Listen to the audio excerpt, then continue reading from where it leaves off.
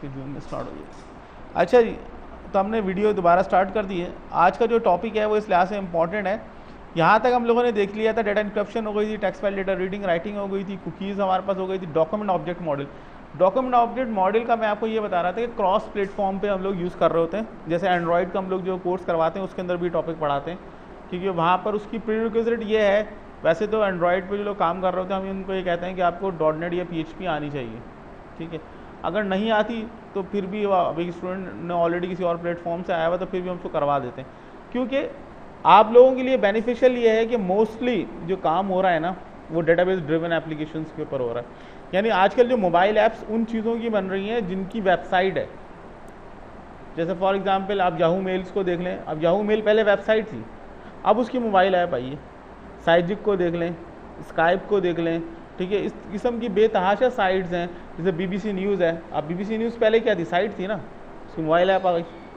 तो लोग कर क्या रहे हैं कि हमारे पास जो वेबसाइट थी पहले, चाहे वो .NET के ऊपर बेस करती हुई वेबसाइट थी या वो PHP पे बेस करती हुई साइट थी, उसको लोग कन्वर्ट कर रहे हैं एंड्रॉयड मोबाइल्स के ऊपर, यानी उसकी मोबाइल ऐप बना रहे हैं। अब मोबाइल ऐप की कहानी क्या है? लगाना ज़रा, नेट नहीं चलता इससे, पता नहीं लास्ट टाइम नहीं चल रहा था। लाओ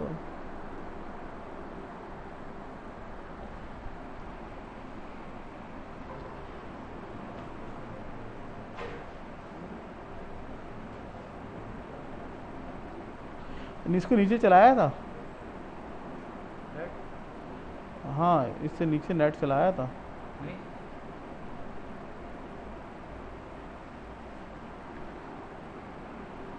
यासी वाली USB कौन सी है?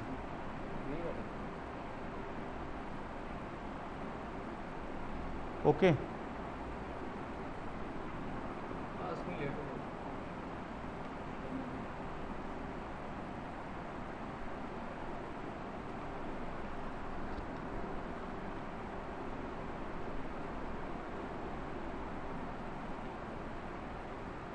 अभी तो चल रहा है।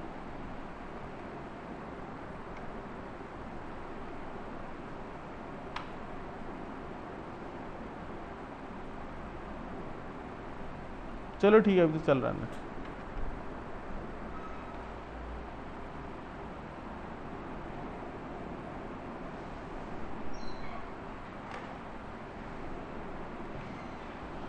ओके जी, तो हम लोग क्या कर रहे हैं? क्रॉस प्लेटफॉर्म यूज़ करने के लिए। यानी क्रॉस प्लेटफॉर्म का मसला क्या है? क्रॉस प्लेटफॉर्म का मसला ये है कि हम एंड्रॉयड मोबाइल के अंदर डायरेक्ट किसी डेटाबेस को एक्सेस नहीं कर सकते। जैसे मैं चाहूँ PHP को एक्सेस कर लूँ, अगर मैं चाहूँ किसी ASP.NET का जैसे SQL सर्वर होता है उसको एक्सेस कर लूँ, तो ये नहीं हो सकता। उसकी एक अपनी डेटाबेस होती है जिसको कहते हैं SQLite। SQLite मोबाइल के अंदर होती है, ठीक है। वो ऑफलाइन डेटा को स्टोर कर रही होती है। अब इसका फ़ायदा क्या होता है? इसका फ़ायदा ये होता है कि आप जो है ना, अगर आपके पास इंटरनेट नहीं भी है तो जैसे आप BBC न्यूज़ की मोबाइल ऐप इंस्टॉल कर लें तो वो जितनी भी न्यूज़ होती हैं आपके मोबाइल में सेव हो जाती हैं। तो याहू मेल इंस्टॉल कर लें तो याहू मेल जितनी भी होती हैं वो सेव हो जाती हैं, और आप उसको विदाउट इंटरनेट भी एक्सेस कर सकते हैं। वो जो एक्सेसिंग हो रही है वो हो रही है एक्चुअली SQLite के थ्रू, और जो हम लाइव से डेटा उठाते हैं वो होती है हमारे पास XML के थ्रू। तो हम लोग क्या करते हैं कि एंड्रॉयड मोबाइल जो समझता है ना, वो सिर्फ XML को समझता है। यानी आपके पास XML आप रिटर्न करेंगे तो वो उसको रिसीव करेगा और उसको प्रोसेस करेगा, ठीक है। इसके अलावा कोई चीज़ जो है ना वो नहीं समझ रहा होता कि वो किस तरीके से है, किस तरीके से उसको जो है ना वो यूज़ करेगा। तो इसी को हम लोग देख लेते हैं। हमारा जो पहला टॉपिक है XML के नाम से, कि XML किस तरीके से बनाते हैं, किस तरीके से हम उसको यूज़ करते हैं। इसके लिए हम एक मॉडल यूज़ करते हैं जिसको हम कहते हैं XML DOM, यानी डॉक्यूमेंट ऑब्जेक्ट मॉडल।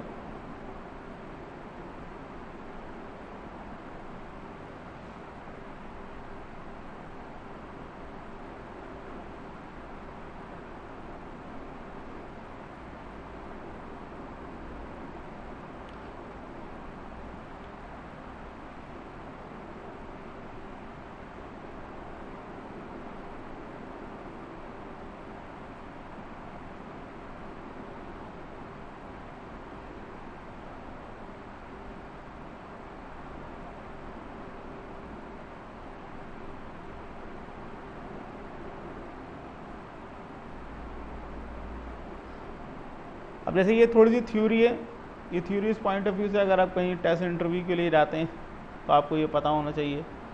या फिर अभी मैं आपको एक वो दे दूँगा, बुकलेट दे दूँगा जिसमें बहुत सारे क्वेश्चंस हैं PHP से रेलिवेंट, ठीक है, तो उसको भी आप देख लीजिएगा। तो ये सब चीज़ें हैं जो कि आपको इंटरव्यू और टेस्ट के पॉइंट ऑफ व्यू से जो है ना वो चाहिए होती है।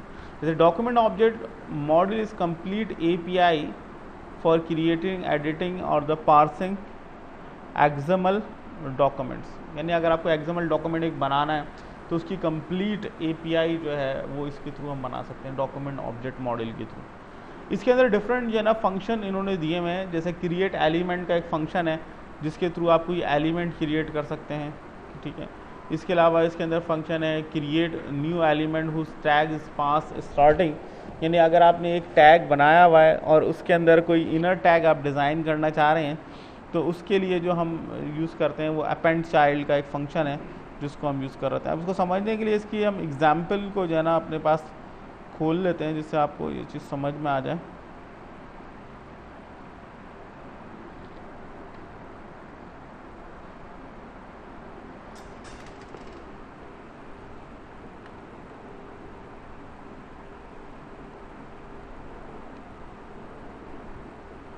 ये एक XML है जो कि हम रिटर्न करवा रहे हैं किसके थ्रू, यानी किसी भी ASP.NET के थ्रू या PHP के थ्रू। इसको वेबसाइट के ऊपर हमने डाला हुआ है, जैसे मैंने इसको अपने होस्टिंग URL के ऊपर डाला हुआ है। ये .NET में बनी भी है, ऐसी PHP में बना सकते हैं, तो हम लोग PHP के पॉइंट ऑफ व्यू से देख रहे हैं। तो इसमें जितने भी टैग्स होते हैं उसका कोई ना कोई पेरेंट होता है, ठीक है, उनके चाइल्ड्स होते हैं, ठीक है, और उनका डाटा होता है। यानी ये बेसिकली हिरार्की जो है ना इस तरीके से फॉलो हो रही थी, यानी ये तमाम टैग्स जो है ना वो स्टूडेंट्स के अंदर हैं, फिर उसमें एंट्रीज़ जो है ना वो अपना एक टैग फॉर्म कर रही हैं, और एंट्रीज़ के अंदर फिर हमारे इनके एलिमेंट्स हैं। जैसे यहाँ पर हमने इसको IMEI नंबर दिया हुआ है, कॉन्टैक्ट नेम दिया हुआ है, फ़ोन नंबर दिया हुआ है, ये चीज़ें हमने दी हुई हैं। IMEI के अंदर हमने इसको, जैसे हम यहाँ पर एक मोबाइल ऐप बना रहे थे, उस मोबाइल ऐप का जो पर्पस था वो ये था कि मोबाइल ट्रैकिंग सिस्टम, यानी हमारे पास एम्प्लॉयज़ के पास हमारे मोबाइल्स हैं, ठीक है, तो वो उनको ट्रैक करना है कि वो कहाँ कहाँ मौजूद है, उनके मोबाइल के थ्रू उनको ट्रैक किया जा सकता है। फिर गूगल मैप पे उसको हम प्लॉट भी कर रहे थे, और एक जो मैनेजर है वो उनको देख सकता है कि कौन सा एम्प्लॉय इस वक्त कहाँ पर मौजूद है, और उसको इंस्ट्रक्शंस पास करनी हो तो इंस्ट्रक्शंस पास कर सकता है, ठीक है। मज़ीद उसके अंदर और भी बहुत सारी क्रॉसमेंडेंस उसके थ्रू हो सकती है। तो उस कौन सा, नहीं ये सारे आप खुद बनाते हैं, ये सारे, हाँ ये तो मैं आपको XML समझाने के लिए बता रहा हूँ। इस डॉक्यूमेंट को मैंने खोला है कि इसके अंदर XML में क्या होता है कि एक पेरेंट टैग होता है, उसके अंदर चाइल्ड्स होते हैं, चाइल्ड्स के अंदर फर्दर चाइल्ड हो सकते हैं, ग्रुप एक बन सकता है, जैसे एंट्री एक ग्रुप है, उसके अंदर हमने एलिमेंट्स डिज़ाइन किए हुए, उन एलिमेंट्स के अंदर हम डाटा डिज़ाइन कर रहे हैं। अब वो बना किस तरीके से है PHP के अंदर, उसके लिए हम ये डॉक्यूमेंट ऑब्जेक्ट मॉडल पढ़ रहे हैं। तो हमने यहाँ बताया कि क्रिएट एलिमेंट जो है ना वो आपके पास एक टैग है जो कि एलिमेंट को क्रिएट करने के लिए यूज़ होता है। जस्ट लाइक ये स्टूडेंट एक एलिमेंट है, एंट्री एक एलिमेंट है, IMEI नंबर एक एलिमेंट है, ठीक है, ये सारे एलिमेंट्स हैं। अच्छा, अब उस एलिमेंट्स के अंदर कोई चाइल्ड हमें शो करना हो, जैसे फॉर एग्जांपल एक हमारे पास एक एलिमेंट है, इसके अंदर ये एक एलिमेंट बनाना चाह रहा हूँ जो कि एज अ चाइल्ड इसके अंदर आएगा, तो उसके लिए जो फंक्शन हम यूज़ करते हैं वो अपेंड चाइल्ड का होता है।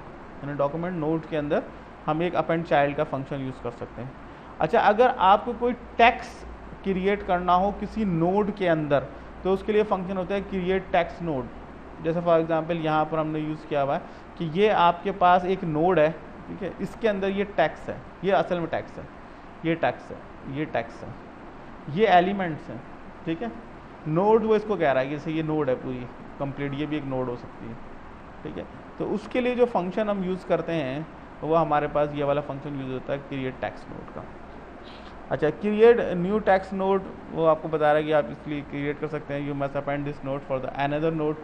अब इसमें हम ये कह रहा है कि आपको लाजमी है कि जब कोई टेक्स्ट आप क्रिएट कर रहे हैं तो उसके लिए अपेंड चाइल्ड का फंक्शन यूज़ करें, क्योंकि वो किसी ना किसी हमारे पास नोड का जो है ना चाइल्ड होगा। अच्छा, फिर इसके अंदर हमारे पास डिफरेंट फंक्शन मौजूद हैं, जैसे इनको हम पढ़ेंगे। एक तो फंक्शन है सेव फाइल का। सेव फाइल क्या कर रहा होता है कि आपके पास जो डाटा है उसको किसी फाइल के अंदर सेव कर देता है, ठीक है। और एक और हमारे पास फंक्शन है, जैसे हमने यहाँ पर इसको यूज़ किया हुआ है कि हम जब इस इसको हिट कर रहे हैं तो यहीं पर ये आपको एक्सएमएल रिटर्न कर देता है। तो ये हमारे पास, हम उसको प्रोसेस करने के बाद इसी जगह पर इसको डिस्प्ले भी करवा सकते हैं, यानी प्रिंट करवा दें आप। तो उसके लिए हमारे पास डिफरेंट फंक्शन होता है। इसमें आप सेव की जगह पर जो आपके पास ये डाटा आ रहा है, यानी एलिमेंट्स आ रहा है, इसी को प्रिंट की में डाल दें या इको में डाल दें, तो वो चीज़ जो है ना यहाँ पर हमारे पास एज इट इज़ जो है ना वो प्रिंट हो जाएगी। जैसे लास्ट टाइम मैंने PHP की जो साइट थी इसमें करवाई थी, स्मार्ट कैरियर नहीं xvd.com,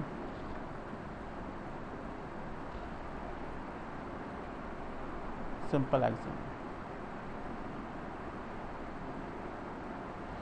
तो ये PHP के थ्रू जो है ना वो हम प्रोसेस कर रहे हैं, उसके अंदर ये तमाम चीज़ें आ रही हैं कि XML डॉक्यूमेंट जो है ना वो किस तरीके से बन रहा है, किस तरीके से हम इसको यूज़ कर रहे हैं। तो यहाँ पर आ जाते हैं, ये डिफरेंट चीज़ें हो गई। अब जैसे डॉक्यूमेंट क्रिएट करने के लिए हम जो स्टार्ट करते हैं वो $doc यानी एक वेरिएबल हम बना रहे हैं, उसके अंदर बता रहे हैं कि न्यू डॉक्यूमेंट, और उसके अंदर कोई भी वर्जन, जो XML का एक वर्जन होता है जिसके हम चीज़ों को फॉलो कर रहे होते हैं, वो हम डिफाइन करते हैं। सबसे टॉप पे हमने यहाँ पर एक एलिमेंट क्रिएट कर दिया HTML का, ठीक है। ये टैग्स कुछ भी हो सकता है। लेट सपोज यहाँ हमने HTML क्रिएट किया, आप यहाँ पर कुछ और कर दें, यहाँ पर मैंने स्टूडेंट कर दिया,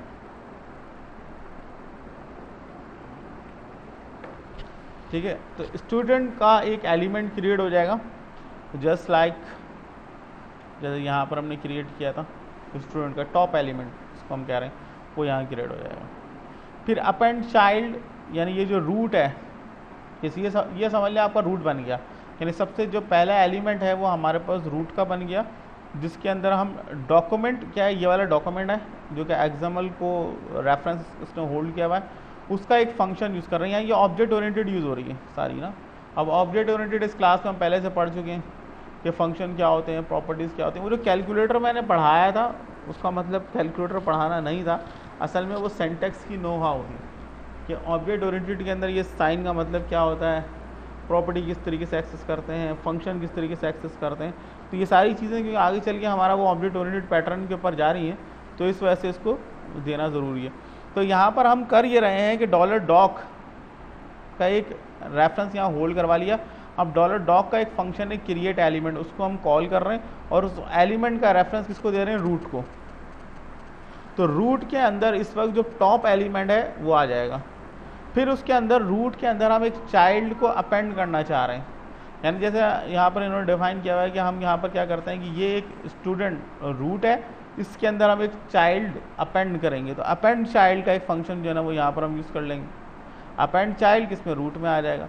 अच्छा, इसको अपेंड चाइल्ड करने के बाद, यानी पहला आपको टेक्स्ट क्या करना है कि एक रूट बनाना है, इसमें अपेंड चाइल्ड करना है, तो हम नीचे आ जाएंगे। जब आप नीचे आ जाएंगे तो यहाँ पर अगेन एक एलिमेंट क्रिएट करेंगे। जैसे यहाँ पर मैं जो एलिमेंट है वो इस वक्त क्रिएट करना चाह रहा हूँ एंट्री का, तो इसको मैंने नाम दे दिया एंट्री का।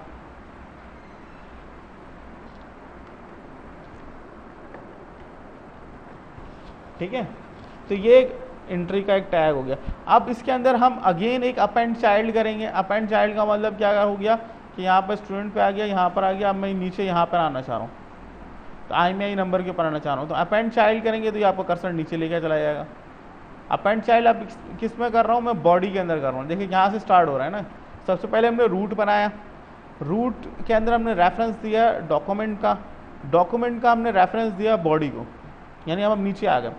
बॉडी के अंदर आके हम यहाँ पर जो है ना कोई एट्रीब्यूट्स वगैरह वो सेट करना चाहें तो आप सेट कर सकते हैं। जैसे यहाँ पर एट्रीब्यूट सेट करवा दिया। अब यहाँ पर हमें ये XML को प्रोसेस करना है, यानी ये सारा डाटा जो है ना वो हम लेके आना चाह रहे हैं कि वो किस तरीके से लेके आएंगे। तो यहाँ हमने डेटाबेस कनेक्शन को यूज़ कर लिया, यानी यहाँ तक तो हमारे पास जो टैग्स हैं स्टूडेंट का और एंट्री का वो बन जाएगा। ये दोनों तो स्टैटिक है ना, स्टूडेंट और एंट्री तो स्टैटिक है। असल कहानी यहाँ से स्टार्ट हो रही है, यानी इसके अंदर जो चीज़ें हैं वो हम यूज़ करना चाह रहे हैं। तो उसके लिए हमने डेटाबेस कनेक्शन को ओपन कर लिया। तो डेटाबेस कनेक्शन की फ़ाइल हमने यहाँ बनाई हुई है।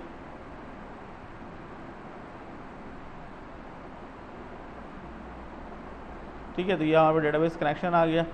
इसके अंदर अभी हम फिलहाल कंट्री का डाटा शो करवाना चाह रहे हैं। आप स्टूडेंट का टेबल बना के उसके अंदर ये डाटा शो करवा सकते हैं। डाटा कुछ भी हो सकता है, असल में तो आपको XML बनानी आनी चाहिए ना। आप जैसे अगर आपने IMEI नंबर, कॉन्टैक्ट नेम या एम्प्लॉय नंबर को शो करवा दिया तो उसके रिस्पेक्टिवली अगर हम कंट्री का डाटा शो करवा रहे हैं तो वो भी सेम चीज़ है। तो आप यहाँ पर क्यूरी चेंज कर लो, ये टेबल बना लो तो उसका डाटा आ जाएगा। ठीक है, वो मैटर नहीं करता। तो उसके लिए पुरानी वाली कहानी, सेलेक्ट स्टाइरोफॉर्म कंट्री कमांड, ठीक है, वो यूज़ कर लिया, वाइल का एक लूप लगा दिया। अब यहाँ पर हम अपने जो फर्दर एलिमेंट्स हैं वो क्रिएट करना चाह रहे हैं। याद रहे कि इस वक्त हम जो खड़े में हैं यहाँ पर मुख्तलिफ टैग्स क्रिएट कर रहे हैं। जैसे यहाँ पर हमने एक नया टैग बना लिया जैसे डॉक्यूमेंट का, तो यहाँ हमने बनाया था क्रिएट एलिमेंट के नाम से। तो हम इस वक्त अपेंड चाइल्ड का फंक्शन यूज़ किया, यानी जब भी हम नीचे आते हैं तो अपेंड चाइल्ड तक हम पहुँच गए थे, ठीक है। यानी सबसे पहले हमने एक डॉक्यूमेंट बनाया, डॉक्यूमेंट हमने स्टूडेंट का बनाया, उसके अंदर हमने अपेंड चाइल्ड का फंक्शन यूज़ किया, नीचे आ गए, एंट्री का टैग बनाया, फिर अगेन अपेंड चाइल्ड का फंक्शन यूज़ किया, तो फिर हम नीचे आ गए। अब यहाँ पर हमने अगेन एक अपेंड चाइल्ड का फंक्शन यूज़ किया। जैसे मैं कंट्री नेम का एक टैग बनाना चाह रहा हूँ, ठीक है, फिर यहाँ पर कंट्री नेम के अंदर अगेन हम अपेंड चाइल्ड का फंक्शन यूज़ करेंगे और उसके अंदर हम क्रिएट टेक्स्ट नोड, जैसे क्रिएट टेक्स्ट नोड का जो फंक्शन है ये दो नोड के दरमियान, यानी ये जो डाटा होता है जैसे IMEI नंबर, इसके दरमियान डाटा पुट करता है। जैसे लेट सपोज हम यहाँ पर इसका नाम IMEI नंबर ही रख देते हैं, फिर हम बाद में अपनी फील्ड्स क्रिएट करके उसको चेंज कर लेंगे।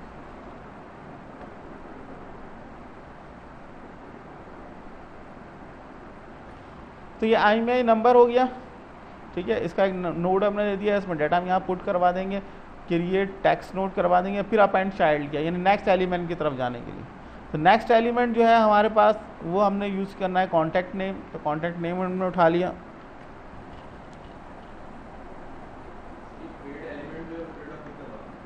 नहीं, क्रिएट, ये आप थोड़ा सा लेट हो गए, ये थोड़ी सी मैं थ्योरी मैंने आपको पढ़ाई थी। क्रिएट एलिमेंट आपको नोड क्रिएट करता है, जैसे student name, student, entry, IMEI number, ये नोड है। एक नोड से दूसरे नोड पे जब हमें जंप करना होता है तो अपेंड चाइल्ड का फंक्शन यूज़ करना ज़रूरी होता है, ठीक है, थ्योरी में लिखा हुआ है, ठीक है। उसके अंदर टेक्स्ट अगर पुट करना है तो क्रिएट टेक्स्ट नोड बनाना ज़रूरी होता है। तो यहाँ पर देखें हिरार्की यूँ चल रही है, सबसे पहले हमने क्रिएट एलिमेंट किया है, फिर हमने अपेंड चाइल्ड यूज़ किया, यानी सबसे पहले टॉप एलिमेंट बना लिया हमने स्टूडेंट का, फिर इनर एलिमेंट बनाना है मुझे एंट्री का, तो हमने एंट्री तक जाने के लिए पहले अपेंड चाइल्ड का फंक्शन यूज़ किया है, फिर उसके बाद अगेन क्रिएट एलिमेंट किया है। यानी आप ये समझ लें कि अगर मुझे यहाँ से यहाँ जाना है तो मुझे अपेंड चाइल्ड का फंक्शन यूज़ करना है, और इस टैग को अगर क्रिएट करना है तो क्रिएट एलिमेंट का फंक्शन यूज़ करना है, फिर यहाँ से यहाँ जाना है तो अपेंड चाइल्ड का फंक्शन यूज़ करना है, और इस टैग को अगर क्रिएट करना है तो क्रिएट एलिमेंट का फंक्शन यूज़ करना है, और इस एलिमेंट के अंदर अगर टेक्स्ट को क्रिएट करना है तो क्रिएट टेक्स्ट नोड का फंक्शन यूज़ करना है, ठीक है। तो यहाँ तक हम आ गए थे।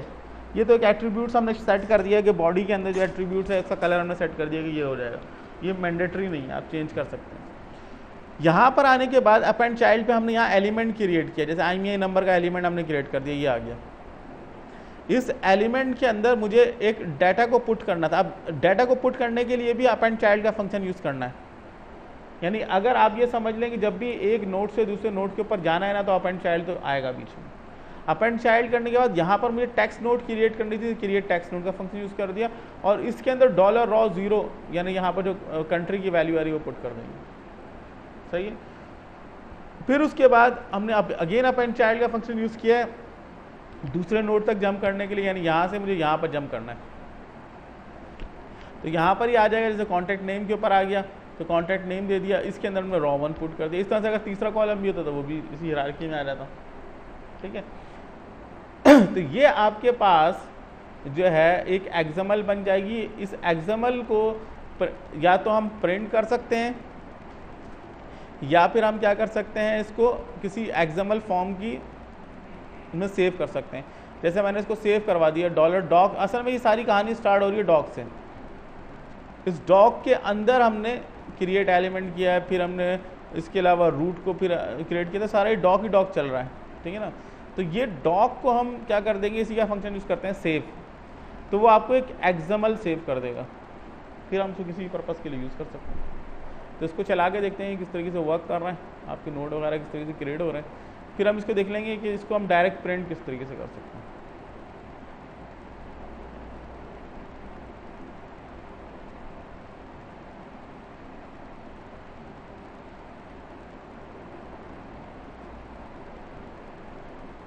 डॉम एग्जाम्पल, तो इसने एक एक्सएमएल जनरेट कर दिए। उस एक्सएमएल का नाम जो रखा था वो हमने वो ये लिखा था test DOM underscore DOM dot XML. हाँ इस एक्सएमएल में आ चुका होगा। नहीं ऐसा नहीं होता भाई, इसके अंदर हर एक टेबल की आपको एक्सएमएल बनानी पड़ती है, फिर उसको फिर हम लिंक करवाते हैं लिस्ट के अंदर है किसी और जगह पर। कंप्लीट वेबसाइट अगर मुझे लानी है तो फिर तो HTML5 के ऊपर बना दो, रिस्पॉन्सिव साइट बना दो तो आ जाएगी, वैसे उसकी ज़रूरत ही नहीं है। लेकिन वो वेबसाइट होगी, वो मोबाइल ऐप नहीं होगी। मोबाइल ऐप के जो फीचर हैं मैं आपको यही तो बता रहा हूँ, हम इसको सिंक्रोनाइजेशन के लिए यूज़ करते हैं। हम डायरेक्ट ये डाटा मोबाइल पे तो लाएंगे ही नहीं, हम इस डाटा को यहाँ से उठा के SQLite में डालेंगे। SQLite में डालने का फ़ायदा ये है कि अगर आपके पास इंटरनेट नहीं भी है तब भी मोबाइल ऐप चल रही होगी, ये फ़ायदा है ना इसका। हमें डायरेक्ट उसको एक्सेस करना ही नहीं है।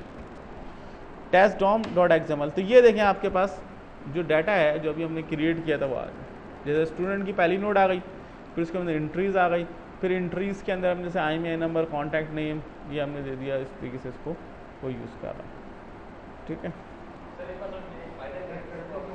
हाँ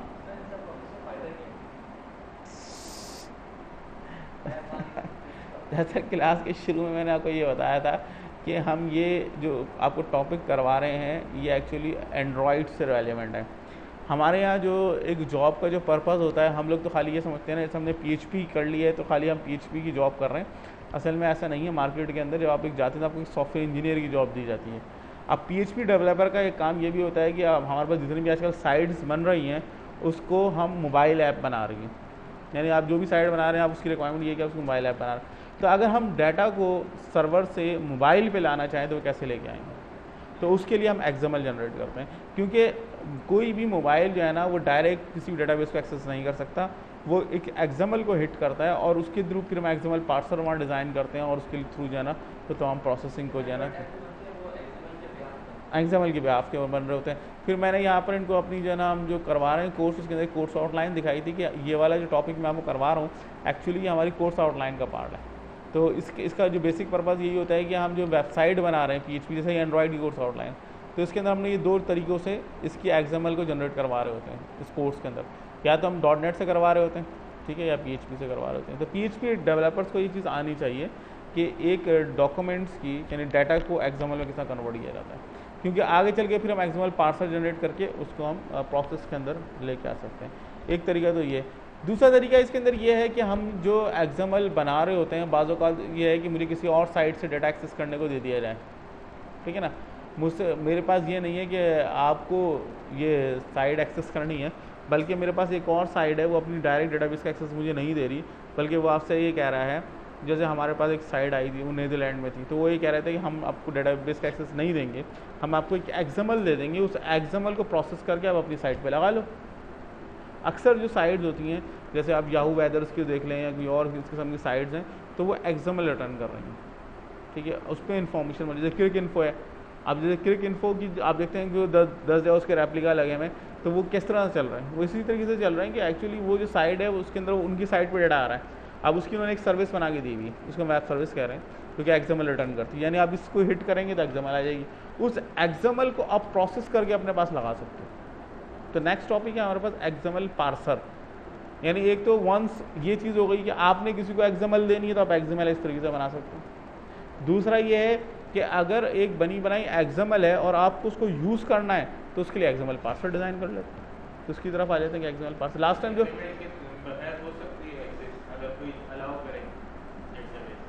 नहीं कर सकता ना, तो वो या तो अपनी पूरी डेटाबेस का आपको एक्सेस दे दे, लो भाई यूज़र ने पासवर्ड लो खेलो उसके साथ, ऐसा कोई नहीं करता।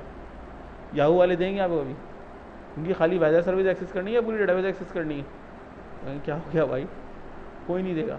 वो लिमिटेड एक्सेस देते हैं XML का सिर्फ, ठीक है, XML को आप हिट करो, आपकी रिस्पेक्टिव इन्फॉर्मेशन इसमें मिल जाएगी, उसको यूज़ कर लो। लास्ट टाइम जो टेस्ट इंटरव्यू हुए थे, ठीक है, जो स्टूडेंट्स को मैंने PHP में रिकमेंड किया था उनसे उन्होंने XML बनाने को कहा था कि XML बना के दिखा दें या उसको यूज़ करके दिखा दें। तो ये वो तमाम चीज़ें, हमारी कोशिश तो ये होती है आप कहीं भी टेस्ट इंटरव्यू के लिए जाओ तो आपको तमाम चीज़ें आती हैं, तो ये इस तरीके से बनाए। तो ये टॉपिक ऐसे हैं कि जिस वक्त मार्केट में चल रहे हैं, यानी आप जब जाओगे तो ये चीज़ आपको काम करने को मिलेगी।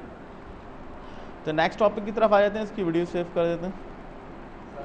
हाँ बोले।